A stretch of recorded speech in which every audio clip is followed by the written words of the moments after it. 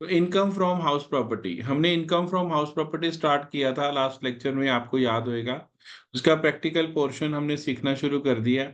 तो जब income from house property हम करते हैं तो आप सभी जानते हैं इनकम फ्रॉम हाउस प्रॉपर्टी में सबसे इंपॉर्टेंट चीज होती है हमारी, कि जो हमारी इनकम फ्रॉम हाउस प्रॉपर्टी है उसमें हम अभी लेट आउट हाउस कर रहे हैं। दो तरह की हाउस प्रॉपर्टी, एक लेट आउट, एक सेल्फ ऑक्युपाइड। तो सबसे पहले इसमें जीएवी निकालनी है। जीएवी निकालने के मैंने आपको दो मेजर रास्ते बताए थे। एक तो वो जहां पर स्टैंडर्ड रेंट गिवन होएगा, जहां स्टैंडर्ड रेंट गिवन होएगा वहां पर उसका मतलब है rent control act is applicable, इसका कोई लेना देना नहीं है मुझे। जब बस स्टैंडर्ड रेंट है तो इधर वाले प्रोविजन लगेंगे, स्टैंडर्ड रेंट नहीं है तो उधर वाले प्रोविजन लगेंगे। स्टैंडर्ड रेंट में होता है एमआरवी और FRV whichever is higher ले लेना है, ये स्टेप 1 ये लिखा है हमने। एमआरवी और FRV whichever is higher ये ले लेना है, उसमें से हायर वैल्यू और standard rent whichever is lower is called as ERV. ERV stands for expected rental value, तो वो एक्सपेक्टेड रेंटल वैल्यू आ जाएगी हमारी ईआरवी। फिर ईआरवी और actual rent receivable whichever is higher is called as GAV. तो जो उनमें से हायर होगी इज कॉल्ड एज जीएवी, उसको जीएवी कहते हैं। जीएवी निकाल ली, ये तब है व्हेन हमें स्टैंडर्ड रेंट इज गिवन। अगर standard rent is not given तो फिर हम करते हैं एमआरवी और एफआरवी और एक्चुअल रेंट रिसीवेबल, तीनों में से whichever is higher is called as GAV. GAV निकाल कर हमने ये पहला स्टेप शुरू कर देना, यहाँ लिख लेनी है। दो तरीके से होती है, आगे 5 केसेस होते हैं टोटल लेट आउट हाउस में, वो आगे अभी करते हैं। फिर इसमें से लेस कर देंगे municipal taxes paid by the owner. Municipal taxes भी होने चाहिए, पेड बाय दी ओनर भी होना चाहिए। अगर इसमें से एक कंडीशन फुलफिल होती है दूसरी नहीं होती तो इसका मतलब गड़बड़ हो गई है। Municipal taxes paid by the owner, municipal taxes के और भी नाम है, सैनिटेशन सरचार्ज भी हो सकता है, लोकल टैक्सेस भी हो सकता है, कंजर्वेंसी टैक्स भी हो सकता है। लेकिन taxes levied by the state government ये नहीं होते, ये ध्यान रखना। किसी कभी कभी लिख देता है taxes levied by the state government. Taxes levied by the state government is not in our picture, वो कहीं नहीं लिखने, इसको इग्नोर कर देना, सॉरी। फिर ये सारा करके उठा हमारे पास आ जाती है नेट एनुअल वैल्यू। जीएवी में से ये म्यूनिसिपल टैक्सेस वगैरह माइनस कर देते हैं तो we lead to NAV, that is net annual value. Net annual value में से हम डिडक्शंस माइनस कर देते हैं अंडर सेक्शन 24। 24 की सिर्फ दो ही डिडक्शन है, कुछ भी लिखा हो इसके अलावा कुछ नहीं देना, बस जीएवी निकालने तक दिक्कत होती है। जीएवी निकालने के बाद ये फॉर्मेट है लेट आउट हाउस का, और कहीं कुछ नहीं करना। वो कुछ भी कहता रहे क्वेश्चन कि ये कर दो वो कर दो, रिपेयर करा दी मैंने, मैंने रेंट कलेक्शन चार्जेस पे करे हैं, मैंने इंश्योरेंस कराई है, मैंने फलाना, कुछ नहीं लेना। सिर्फ ये दो डिडक्शंस मिलनी है। एक स्टैंडर्ड डिडक्शन मिलनी है, फिक्स्ड है, विच इज 30% ऑफ एनएवी देनी देनी है, और दूसरी interest on loan taken for the purpose of construction और रिपेयर और रेनोवेशन और परचेज ऑफ बिल्डिंग, इन्हीं 4 पर्पजेस के लिए लोन लिया होना चाहिए। इसके अलावा किसी और चीज के लिए लोन लिया फिर डिडक्शन नहीं मिलेगी। मैं रिपेयर अपने पैसे से करा देता हूं तो भी डिडक्शन नहीं मिलेगी। मैं रेनोवेशन अपने पैसे से करा देता हूं तो भी डिडक्शन नहीं मिलेगी। मैं परचेज अपने पैसे से कर लेता हूँ, बिल्डिंग कोठी खरीद लेता हूँ अपने ही पैसा लगा के, बैंक से लोन नहीं लेता हूँ, फिर वो कहता है फिर डिडक्शन है नहीं दूंगा, ना दे भाई फिर नहीं मिलेगी। इसका मतलब आपने ये ध्यान रखना है, this deduction is allowed on due basis. Due basis का मतलब आप सभी समझते हैं कि पेड वाला भी आएगा और जो अमाउंट आउटस्टैंडिंग है वो भी आएगा। दिख रहे हैं आप, paid plus outstanding both will appear here. Paid 40,000 हमने इंटरेस्ट पे कर दिया, 8,000 अभी ड्यू है आउटस्टैंडिंग है, वो हम इसमें जोड़ के टोटल फिर 48,000 की ये डिडक्शन मिलेगी। और नो लिमिट है, जितना मर्जी अमाउंट हो सकता है, 2 लाख 5 लाख 7 लाख 10, 1 करोड़ 2 करोड़ 10 करोड़ 100 करोड़, जितना मर्जी। बड़ी बिल्डिंग है, 100 करोड़ का लोन लिया, तो ये आपने देख लेना बेटा कि कहाँ पर कैसे है बेटा।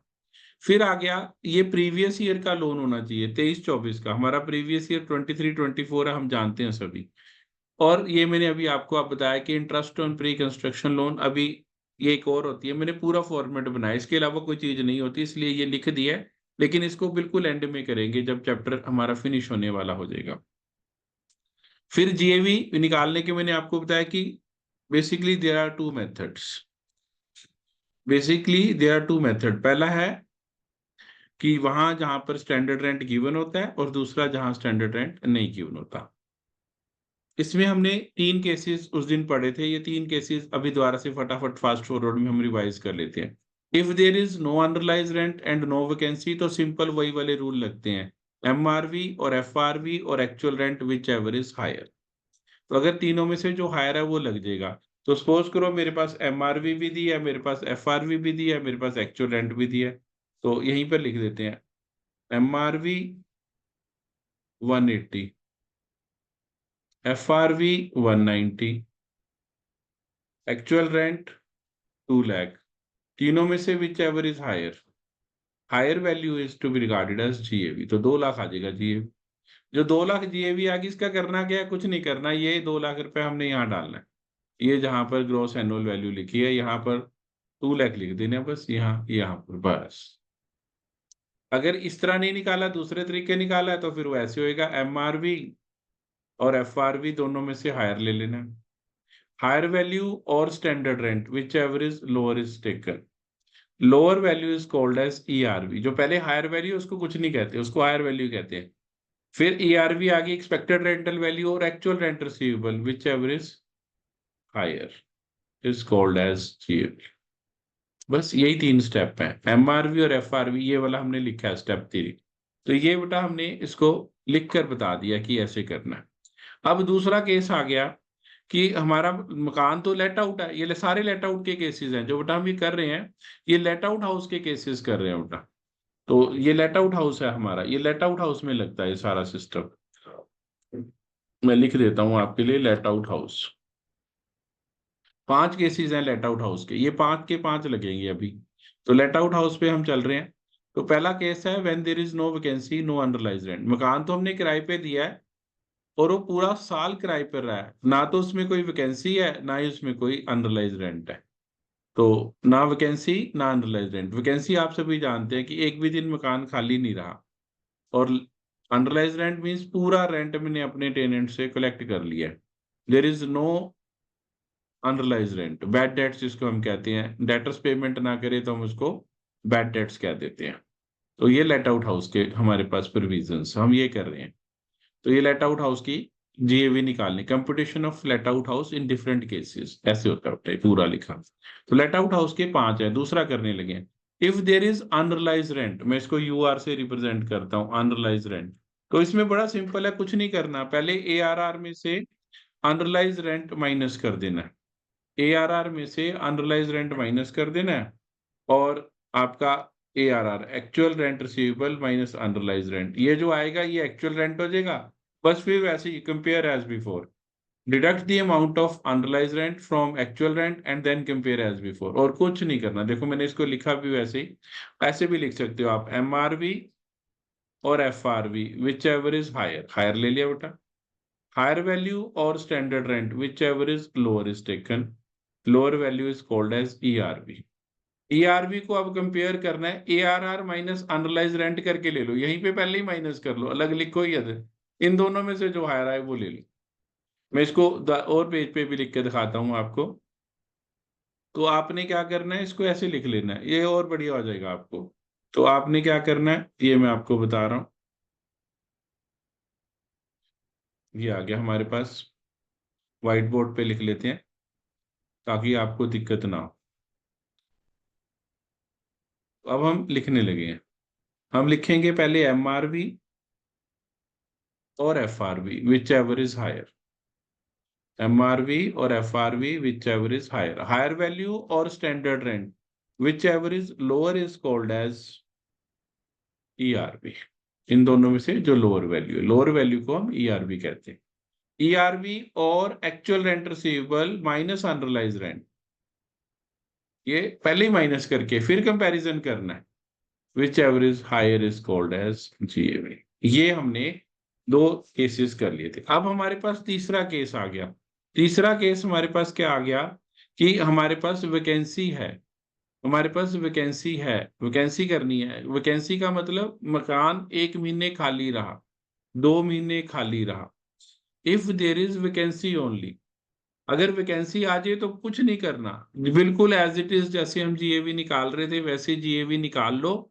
जब जीएवी निकल आएगी उसको हम रफ जीएवी कहेंगे, रफ जीएवी में से वैकेंसी प्रोपोर्शनेटली माइनस कर देना। ये देखो ये लिखा है, MRV और FRV whichever is higher ले लो, हायर वैल्यू और standard rent whichever is lower ले लो, it is called as ERV। ERV और actual rent receivable whichever is higher ले लो, अभी कुछ नहीं करना है, बाद में वैकेंसी माइनस कर देनी, जो वैल्यू आएगी उसमें वैकेंसी माइनस कर देनी। मैं आपको करके दिखाता हूँ बेटा एक क्वेश्चन इसी में कि ये कैसे काम करता है हमारा। Let's do a practical some.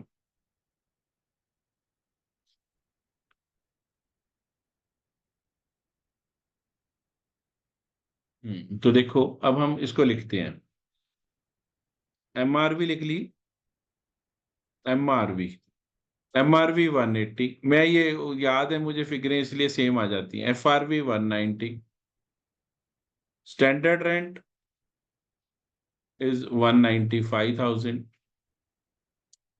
Actual rent receivable, receivable मतलब अगर पूरा साल लेट आउट रहता मकान तो 240 मिलता, से 20,000 रुपये पर मंथ है, तो 20,000 पर मंथ है, तो 20,000 इंटू 12 पूरे साल का, प्रीवियस ईयर का। लेकिन उसने लिखा है वैकेंसी रही है, 2 मंथ्स की वैकेंसी है, ये लिखा है। अब हम क्या करेंगे, अब वैकेंसी को करेंगे, हम MRV और FRV को कंपेयर करेंगे, विच एवरेज हायर लिया, हायर आ गया 190, हायर वैल्यू और standard rent 195,000, which average lower is called as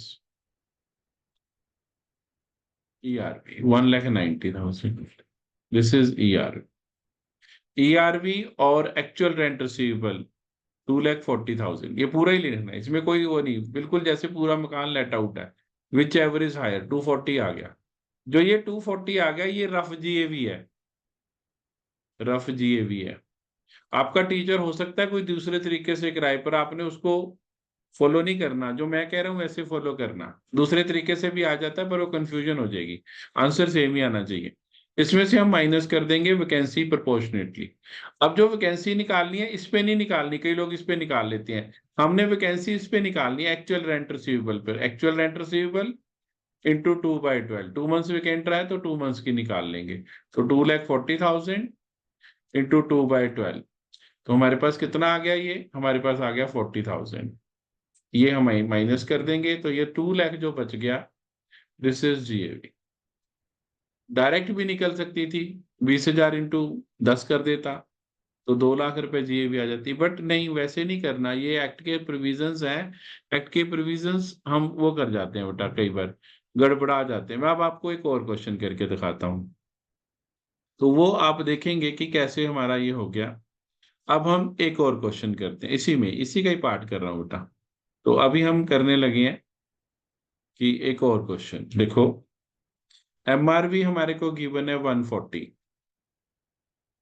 FRV हमें गिवन है 170, स्टैंडर्ड रेंट दिया है 180, एक्चुअल रेंट रिसीवेबल दिया 14,000 पर मंथ, 168,000, वैकेंसी दी है 1 मंथ। अच्छा एक चीज का और ध्यान रखना है, ये वैकेंसी अपने प्रीवियस ईयर में होनी चाहिए, 1 अप्रैल 23 से लेकर 31 मार्च 24, वो कहता मार्च का महीना वेकेंट रहा, ठीक है, मार्च का महीना वेकेंट रहा, मार्च 24 वेकेंट थी, अगर वो कहे जी अप्रैल 24 वाज वेकेंट फॉर 1 मंथ, अप्रैल 24 मेरे प्रीवियस ईयर में नहीं आता, मेरे प्रीवियस ईयर में तो पूरे 12 हो गए, फिर केस नंबर 1 लगेगा, no vacancy no unrealised rent, वो देख लेना है, अपने प्रीवियस ईयर का मंथ वेकेंट होना चाहिए, ये नहीं कि पिछले अगले ले लो, नो, प्रीवियस ईयर के अंदर लेना है। ये पेपर में आया एक बार क्वेश्चन कि उसने कहा कि अप्रैल 24 वेकेंट रहा, अप्रैल सबने एक एक महीने की वैकेंसी माइनस कर दी, तो ये अपने प्रीवियस ईयर के अंदर रखना बेटा, ये हमेशा सिखाता हूं मैं शुरू से दिन से। तो ये जितनी भी हम इनकम निकाल रहे हैं ये हम प्रीवियस ईयर्स की निकाल रहे हैं, कोई इसमें वो नहीं है। तो अभी हम इसको देखते हैं, MRV और FRV विच एवरेज हायर, हायर ले लिया जी, हायर वैल्यू आ गई 170, 170 और 180 whichever lower is called as ERV, 170 आ गई ERV, ERV और actual rent receivable 168,000, whichever higher, actual rent receivable is 170, higher आ गया 170, तो रफ GAV आ गई मेरे पास, रफ GAV आ गई 170, 170 में से वैकेंसी माइनस कर दिया, वैकेंसी चली गई 1 मंथ। अब ये वैकेंसी इस पे नहीं निकालनी, इस पे निकालोगे तो गलत हो जाएगी। 168 पे निकालनी है, 168,000 इंटू 1/12। देखो जो मैं बात समझाना चाहता था वो आ गई है। ये 14,000 आ गया बेटा। तो 14,000 हमारे पास ये चला गया, तो ये हमारे पास रह गया 1,56,000। ये हमारी जीएवी आएगी। बस जीएवी निकला है, बस यहीं तक दिक्कत आती है। Once I am with GAV फिर कोई दिक्कत नहीं बेटा, क्योंकि जीएवी में ही दिक्कत है। अगर जीएवी आ गई आपकी फिर वो फॉर्मेट है। तो ये देखें, हम केस नंबर हाउस नंबर 6 कर रहे हैं इसमें ही, वैकेंसी वाले में ही। तो जब हमने इसको देखा तो हमने लिखा एमआरवी और FRV whichever is higher. इन दोनों में से हायर लेना था, हमने हायर ले लिया। एमआरवी और FRV whichever is higher, तो इन दोनों में से हायर वैल्यू, हायर इज 80,000। 80,000 और 82 विच एवर इज लोअर, इन दोनों में से लोअर ले लिया। ये 80,000 आ गया। 80 और 96 इन दोनों में से हायर, इन दोनों में से हायर आ गया 96। ये रफ जीएवी आ गई। रफ जीएवी में से 3 मंथ्स की वैकेंसी है, तो 96,000 पे ही निकालेंगे 3/12। 96,000 इंटू 3/12, इट विल बी 24,000। के नीचे लिखी है हमने, तो ये माइनस कर दिया तो ये 72,000 आ गई जीएवी। बस यहीं तक निकालना सीखा है हमने। अब अगर क्वेश्चन को आप, एक और चीज बताता हूँ, अगर पूरे 23-24 में एक भी दिन लेट आउट नहीं रह पाया, मेरा मकान खाली रहा, मैंने बड़ी कोशिश की, टूलेट भी लगाया, एड भी दी, फोटो चढ़ा नहीं पाया किराए पे, लेट आउट नहीं हो पाया, पूरा मंथ पूरा year it was vacant, no tenant was there, it was not occupied by any tenants. तो वो हमारा पूरा का पूरा हाउस खाली रहा। खाली रहा तो कोई बात नहीं, खाली रहा तो एक्ट कहता है कोई बात नहीं। अगर आपका लेट आउट हाउस खाली रहता है तो आप फिर आपको रेंट जीएवी देने की बात है नहीं है, फिर आपकी जीएवी नील आएगी। हाउस 5 देखो, हाउस 5 में पूरे 12 मंथ्स वैकेंसी पीरियड है, सारी चीजें दी हैं, एक्चुअल रेंट रिसीवेबल है ही नहीं, क्योंकि मकान किराए पे नहीं दे पाए, 12 के 12 मंथ्स वेकेंट रहा। जब पूरे के पूरे 12 मंथ्स वेकेंट रहा तो नो जीएवी, फिर जीएवी हमारी जो है वो नहीं लगती। फिर it is to be taken as self occupied house है। सेल्फ ऑक्यूपाइड हाउस की अगर जीएवी ऐसे आ जाए तो फिर हम इसको नील ले लेते हैं बेटा। ये हमने उसमें लिखा भी हुआ है, वो जो हमने अभी पीछे उसमें कर रहे थे। अब जो दूसरा केस आ जाता है, चौथा केस है जो हमारा determination of annual value in different cases चल रहे हैं। तो ये वाला केस आप देख रहे हैं, इसमें हाउस प्रॉपर्टी लेट आउट तो है लेकिन वैकेंसी भी है। पिछले साल 2 महीने खाली भी रहा मकान, 1 महीना 4 महीने वो लिखा होगा क्वेश्चन में, और उसमें अनरिलाइज रेंट भी है, कुछ रेंट भी कलेक्ट नहीं कर पाए हम। तो अब जो है, अब सिस्टम बिल्कुल चेंज हो गया।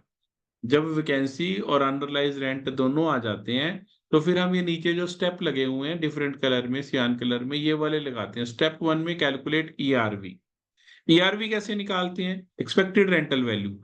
एमआरवी और एफआरवी में से हायर वैल्यू लेंगे, हायर वैल्यू को देन कंपेयर करेंगे स्टैंडर्ड रेंट से, विच एवर इज लोअर। तो जो लोअर वैल्यू है उसको हम ईआरवी कहते हैं। वो पहला स्टेप है। फिर दूसरा स्टेप है एक्चुअल रेंट रिसीवेबल। जैसे 20,000 रुपये पर मंथ रेंट है, 20,000 इंटू 12, 2,40,000 रुपये एक्चुअल रेंट रिसीवेबल, माइनस जितनी वैकेंसी प्रोपोर्शनेटली, वैकेंसी वैसे ही निकालनी है जैसे वैकेंसी में निकाल रहे थे, माइनस अनरिलाइज रेंट, दोनों माइनस करके जो आएगा वो रफ जीएवी आएगी। फिर स्टेप 3 आ गया, ईआरवी में से वैकेंसी माइनस करनी है सिर्फ, तो ये भी रफ जीएवी आ गया। दो रफ जीएवी आ गई, स्टेप 2 से भी रफ जीएवी आ गई, स्टेप 3 से भी रफ जीएवी आ गई। दोनों में से जो हायर है वो ले लेनी है। मैं अभी आपको एक केस करके दिखा रहा हूं, आप देखेंगे आपको समझ आ जाएगा। अभी पहला स्टेप है ईआरवी निकालना बेटा। First step is to calculate ERV. MRV और FRV whichever is higher लेना है। एमआरवी और FRV whichever is higher ले लेना है। तो हायर वैल्यू आ गई 145। 145 और 142 स्टैंडर्ड रेंट से कंपेयर करना है इन दोनों में। दोनों में से जो लोअर है वो ले लेना है। दोनों में से लोअर आ गया 142, it will be regarded as ERV. 142 आ गई ईआरबी, लिख दीजिए ईआरबी। अब हमारे पास क्या आएगा? दूसरा स्टेप एआरआर। एआरआर गिवन है 168,000। 168,000 एआरआर है, एक्चुअल रेंट रिसीवेबल। ये लिख लिया 168,000 यहाँ पर ही लिख देता हूँ। वैकेंसी 1 मंथ है, हाफ मंथ सॉरी, तो हाफ मंथ हो गया 7,000। 14,000 पूरे मंथ की होती है रेंट, हाफ मंथ का रेंट हो गया 7,000। वो वैसे ही निकाला जैसे पहले निकाल रहा था, 168,000 इंटू 0.5/12, ऐसे ही करते थे ना। माइनस अंडरलाइज रेंट गिवन है 14,000, ये भी माइनस कर दिया। तो ये सारा करके आ गया 147। ये 147 आ गया। अभी स्टेप 3 लगाना है। ये भी आ गया, ये भी आ गया। तीसरा स्टेप 142 ईआरवी आया था, ये वाला लेना होता। ईआरवी में से वैकेंसी माइनस कर देनी है, वैकेंसी यही वाली लेनी है 7,000। तो ये करके 135 आ गया। अब इन दोनों में से ये जो दोनों आ गए हैं, जो सियान के, देखो इन दोनों के कलर अलग लिखे हैं मैंने। इन दोनों में से जो हायर है वो जीएवी कहलाएगी। 147 आ गई। एक और केस करके दिखाता हूँ नेक्स्ट क्वेश्चन में। देखें, 180 और 185 दोनों में से हायर ले लेना है, जैसे पहले ले रहे थे। तो ये 185 आ गया। 185 और 175 दोनों में से लोअर, लोअर इज 175, लिख दिया ईआरवी, ये आ गया। अब दूसरा स्टेप 168,000, ये ARR। Vacancy 1 month 14,000। Underlies rent 42,000। तो ये हमारा चला गया 54,000। तो 112 आ गया। ये दूसरा स्टेप आ गया 112। तीसरा स्टेप है 175,000 ERV minus vacancy 14,000, it is 161। अब इन दोनों में से हायर लेने उठा, इन दोनों में से हायर, इन दोनों में से हायर आ गया 161,000। ये आपने हर बार ऐसे करके चेक करना है। शॉर्टकट मारोगे, इधर उधर करोगे तो गड़बड़ा जाएगा सिस्टम। आपने शॉर्टकट नहीं मारना, जैसे एक्ट ने प्रोविजंस दिए हैं वैसे ही फॉलो करने हैं। कई लोग इसे, मैंने पहले ही कहा कि और तरीके से कराते हैं, आप उसको मत फॉलो करें, क्योंकि जिस आपको मैं टीच कर रहा हूं तो मेरे वाले मेथड से ही करें। डिफरेंट से करेंगे तो फिर कंफ्यूजन हो जाता है। क्यों, दो दो नावों में सवार होने वाला बंदा, हम कहते हैं ना, सक्सेसफुल नहीं होता। इसीलिए आपने इसी को फॉलो करना है। एक कोई भी एक फॉलो कर लो, चाहे उसका फॉलो कर लो सारा, वो आपकी। अब बेटा ये हमने फॉर्मूले लिखे हुए हैं, ये लिखा है ना, if the let out house remains vacant throughout the year, then GAV of such let out house is taken as nil, ये भी हमने बताया आपको। If there is vacancy and unrealised rent both occur simultaneously, तो फिर ये step 1, step 2, step 3 लगाना है बेटा। GAV shall be taken as higher of step 2 and 3, ये हमने करा दिया आपको वर्कआउट सोल्यूशन। ये अभी केस 5 कल करेंगे। अभी हम ये क्वेश्चन नंबर 7 कर रहे हैं बेटा। आप देख रहे हैं स्क्रीन पे क्वेश्चन नंबर 7 लगा हुआ है। अब हम क्वेश्चन नंबर 7 को करके दिखाते हैं आपको। अब हमने इनकम फ्रॉम हाउस प्रॉपर्टी निकालनी है। ये पूरा फॉर्मेट में कॉपी कर रहा हूँ, ये इस फॉर्मेट में फिल करने हैं। सबसे पहले जीएवी निकालनी है। ये क्वेश्चन नंबर 7 आ गया, ये आपके सामने है। ये बुक थोड़ी सी अभी नवी आई नहीं बेटा, आपको पता है, पुरानी बुक से करा रहा हूँ। तो ईयर तो इसमें लिखा ही नहीं, चलो और भी बढ़िया हो गया। तो आप देख रहे हैं म्यूनिसिपल रेंटल वैल्यू गिवन है 18,000। एक्चुअल रेंट रिसीव्ड गिवन है 24,000। एफआरवी है नहीं, एमआरवी और एक्चुअल रेंट है। एमआरवी, एफआरवी और actual rent whichever is higher. Higher क्या है जी? हायर आपको पता है, whichever is higher is called as GAV होती है। 24,000 और 18,000, विच एवर इज हायर, 18,000 और 24,000, whichever is higher is called as GAV.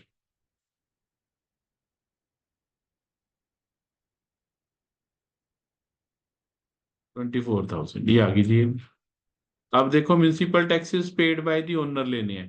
Municipal taxes total 1800 है। 50% इज पेड बाय टेनेंट, तो ओनर ने कितने पे करेंगे? 1800 का 50% ले लेंगे। 50% paid by the owner, owner ने पे करे 900। ये 900 पेड बाय दी ओनर वाले, तो ये रह गया 23,100। 23,100 एनएवी आ गई। 23,100 का 30%, 6,930। 6,930 ये लिख लिया जी। ये मैं इधर लिख भी देता हूँ आपके लिए। 23,100 का 30% दिया, ये आ गया जी। अब है expenses incurred on repair. Expenses की कोई डिडक्शन नहीं है, कलेक्शन चार्जेस की कोई डिडक्शन नहीं है। इंटरेस्ट ऑन लोन टेकन होना चाहिए, वो भी अपने प्रीवियस ईयर का, वो है नहीं। इंटरेस्ट ऑन लोन टेकन ये नहीं लिख दिया। टोटल डिडक्शंस होगी 6,930 प्लस 0, तो ये 6,930 होगी टोटल ऑफ डिडक्शंस, यहाँ माइनस कर देंगे। 6930 माइनस कर देंगे, तो जो मेरे पास बचा income from late out house 16,170, और ये आपके जी 15 नंबर आ गए फ्री के, 15 मार्क्स इन अवर बैक। तो ये आप देख रहे हैं। अब ये 6 क्वेश्चन है, इसकी सिर्फ एनएवी तक निकालना है, ये आगे तक जाना ही नहीं, सिर्फ एनएवी तक निकालना है। निकालें जी, एनएवी निकालें इसकी। एमआरवी इसने उल्ट पुल्ट दिया बेटा, जब ये उल्ट पुल्ट दे कोई घबराने वाली बात नहीं है, हम ठीक कर लेंगे। एमआरवी ये रही 170 और एफआरवी 172, विच एवर इज हायर, ये 172 आ गया। 172 और 160 विच एवर इज लोअर, 160, 160 और 175 विच एवर इज हायर, ये 175 आ गया। तो हमारा यहाँ पर जीएवी आ जाएगी 175,000। मैं यही लिख लेता हूँ, minus municipal taxes paid by the owner. उसने लिखा है 12% ऑफ एमआरवी, अगर 12% सिंपल भी लिख देता तो एमआरवी का ही लेना है। एमआरवी थी 170, 170 का 12%, 20,400।